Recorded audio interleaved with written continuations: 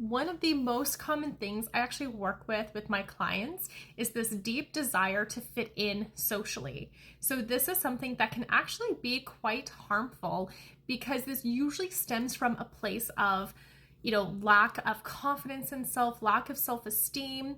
And what this starts to look like is confusion on who you are as an individual. And often what you'll start doing is mirroring people and taking on traits that you think that they would think is desirable, or acting like them in order to gain approval. And of course, this is harmful over time because you start to lose that sense of individuality. You start to feel confused on who you are, and you don't have solid boundaries, and you might not have solid moral system at this point either, because you've just been going with the crowd, just wanting to fit in. And then this even stems into adulthood with your friendships and even family. So some of the causes to this desire to fit in can be a lot of societal pressure.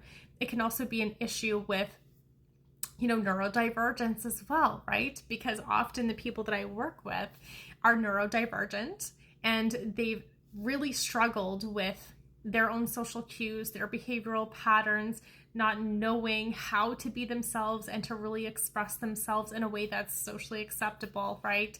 So what we start to work with is really rebuilding that self-esteem and working with past experiences that have kind of shaped this into what it is. All these negative past experiences that have reinforced this belief that I need to fit in by modifying who I am in some way, by acting a certain way because I get rewarded instead of punished, because they start to learn that what feels right and natural as them as an individual becomes punished, or they become withdrawn in some way, or people withdraw love and attention from them.